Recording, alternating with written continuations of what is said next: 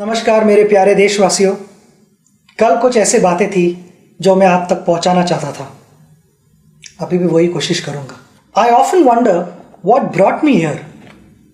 Little did I realise that those baby steps in cricket would lead me to great lifetime memories. I always loved playing sport and cricket was my life. My father, Professor Sachin Tendulkar, was a poet and a writer. He always supported me and encouraged me to be what I wanted to be in life. The greatest gift I got from him was the freedom to play, the right to play. And I would always be grateful to him for that. There are many pressing matters in our country which requires our attention. Economic growth, poverty, food security, healthcare, among many others. Being a sportsman, I'm going to talk on sports, health and fitness of India, for it has a telling impact on our economy. My vision is a healthy and fit India. जब स्वस्थ युवा तब देश में कुछ हुआ. India is set to emerge as the youngest average age nation in the world by 2020. So the assumption is ये young है तो fit है, but we are wrong. We are the diabetic capital of the world with over 75 million people being affected by this disease. And when it comes to obesity, we are sitting at number 3 spot in the world. The economic burden of these diseases will not allow our nation to progress.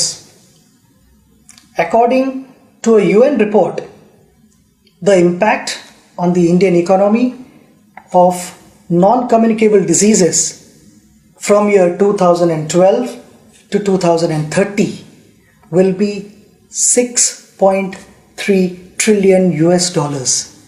यानी Indian 4 crore रुपये. आपने सही सुना, 4 करोड़ रुपये. मगर ये number हम सब नीचे ला सकते हैं अगर हम सब ने यही कोशिश की कि हमारी सेहत ठीक रहे, सही तरह से एक्सरसाइज करें और कोई स्पोर्ट खेले तो बहुत कुछ बदल सकता है. बट आई फील उसके लिए we need a plan to help us become a sporting nation, to change our sedentary lifestyle, unhealthy mindset. हमारे फिटनेस के सेशंस लाइट हो रहे हैं और खाने के सेशंस थोड़े हैवी होते जा रहे हैं. हमें यह आदत बदलनी चाहिए. मुझे लगता है कि इस मोबाइल फ़ोन के ज़माने में हम सब immobile होते जा रहे हैं. Many of us only discuss, but we don't play at all. We need to transform India from a sport-loving nation to a sport-playing nation. Make everyone more active and participative. Inculcate and develop a sporting culture in our country. The northeast of India, which has only 4% population of India, has a vibrant sporting culture. It has produced many sporting heroes, including our boxing icon, Mary Kom. Recently crowned champion weightlifter, Mirabai Chanu, Deepa Karmakar, Baichung Bhutia, Sarita Devi, Sanjita Chanu, and many more. Sport promotes social harmony. President Nelson Mandela's efforts to use the Rugby World Cup in South Africa's journey to become an inclusive state is legendary. Sport has a unique way of building a nation. It builds character for individuals, and character for individuals means character for India. From being a naughty child to chasing a dream to win the World Cup for India, I became more disciplined and more focused. I had a goal and I started planning for it. But the most important aspect was the execution of those plans. Not always did I succeed. There were occasions where I failed. But sports taught me to get back on my feet again and compete in the fairest possible manner. I fondly recall a few lines shared by my father many years ago. पराभव म्हणजे शेवट नाही. हरून घरात बसणं योग्य नाही. कधीतरी एखादा उत्कृष्ट खेळाडूही शून्यावर बाद होतो, पण त्यानंतरचा संघर्षच उद्याचं सामर्थ्य निर्माण करतो. आयुष्याला एक वेगळी कलाटणी देतो. We must build a sporting culture in our country. Otherwise, a young, unfit, unhealthy India is a recipe for disaster. I am humbly proposing a framework of 3 I's here. Invest, ensure, immortalize. Invest. We must invest our own time and effort and ensure our wellness.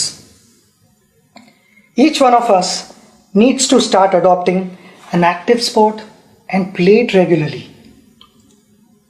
We have our honorable chairperson who loves his game of badminton, much like the famous poet and lyricist Gulzar Saab's love for tennis. Age is no bar, as we are a country where one of the oldest marathon runners is the 101-year-old EP Parmeswaran from Kochi, whom I met recently. Our citizens and school children should have access to more sports infrastructure.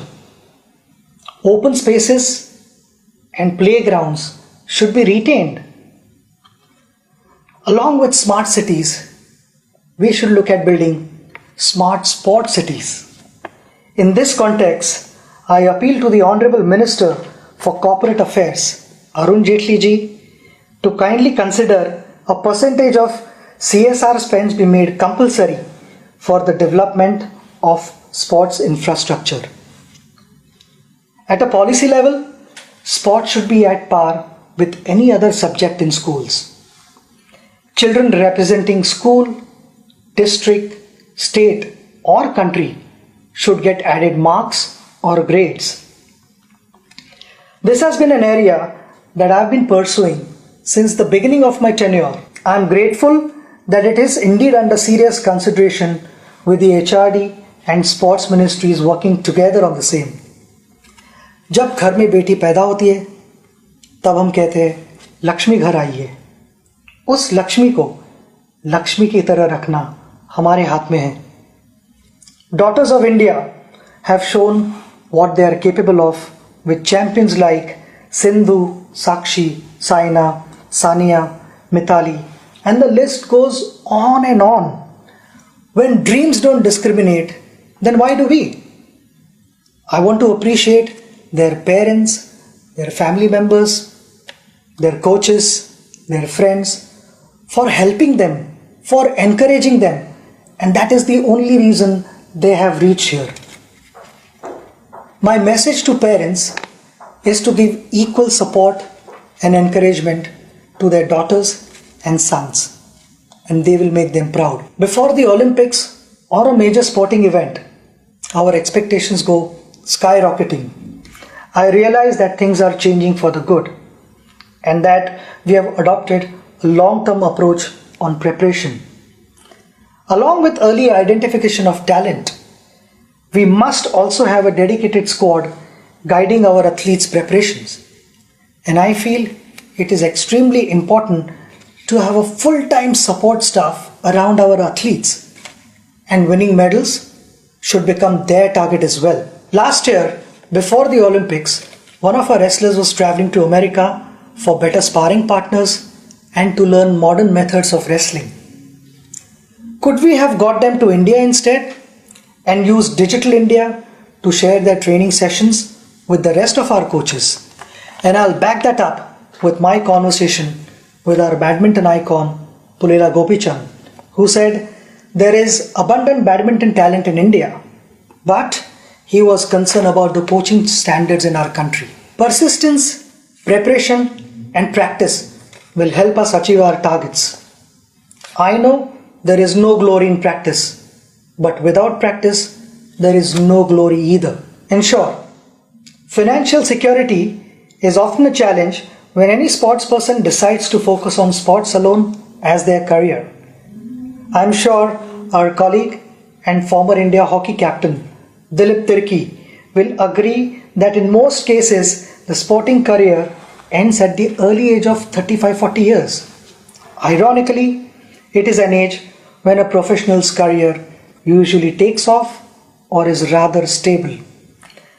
I'm also aware that the government, through its many institutions, employs sportspersons and supports them, which we all appreciate. But we have many national, state, district level retired athletes who don't have a proper job. Some of them are probably passing files from one table to another. While ensuring their financial stability, we must also keep their minds engaged. Their skills and passion for sports would be best utilized for coaching our future generation. A case in point is the life of Nauri Mundu, who was a national level hockey player from Jharkhand. Following the end of her playing career, she doubles up as a teacher and works in the farm to make ends meet. Sita Sahu, a medalist at the Special Olympics in Athens in 2011, is selling golgappas to manage her life. We need to create an organization and engage these athletes to train our school children and identify talent at an early age. There is so much that these athletes have to offer back to our society. It is also imperative to have health insurance for all our national level athletes. The struggles faced by our hockey great Mohammad Shahid in his last days reiterates the need to prevent such unfortunate situations. The life of Shamsher Khan is another reminder of how we have failed our national heroes. The champion swimmer represented India in the 1956 Melbourne Summer Olympics. He finished 5th place, which continues to be the best Indian finish in the last 6 decades. He developed hearing and heart problems, and due to financial constraints, continued to live with these problems till his death. Our national heroes should be able to live a respectable life. Extending CGHS benefits to them is a step in that direction. I appeal to the Honorable Minister of Health and Family Welfare, JP Nadda ji, to kindly consider my request on this issue, which is in line with the recommendations put forth by the AICS. Gold, silver and bronze have appreciated in value over a period of time. However, sportspersons who won gold, silver and bronze medals for India, do we appreciate them enough? Achievements of champion sportspersons like Nawab of Pataudi, Prakash Padukone, Karna Malleshwari, Ajit Wadekar, PT Usha are not celebrated anymore. These champions, our heroes, didn't have the best of everything, but they made the best of everything. Today's generation probably doesn't even know what these champions achieved in their time. Along with what's happening around the world of sport, I think it is extremely important that the youngsters learn about our sporting history. All of us have had heroes in life who have inspired us on various occasions. As a proposed sample, we have compiled a book on some of our unforgettable heroes among many others. I sincerely feel the lives of these champions should be part of our curriculum. Sport has the power to change the world. It has the power to inspire. It has the power to unite people in a way that little else does. It speaks to youth in a language they understand. Sport can create hope where once there was only despair, said Nelson Mandela. In the year 2009, this August House passed the Right of Children to Free and Compulsory Education Bill. It is my humble suggestion that the Act be amended to include the right to play. Sports can be considered an essential and mandated part of the curriculum. Consequently, each child should get the right to play a sport at school. माता पिता जैसे आज तक अपने बच्चों को पूछते आए हैं कि क्या तुमने खाना खाया, क्या तुमने पढ़ाई की, मेरे लिए वो दिन सबसे बड़ा दिन होगा जब इन दोनों चीज़ों के साथ माता पिता अपने बच्चों को ये भी पूछेंगे कि आज तुम खेले या नहीं. I want to thank all of you for listening to me. Together, we can build a sporting culture in India and transform the way we live and play. Jai Hind.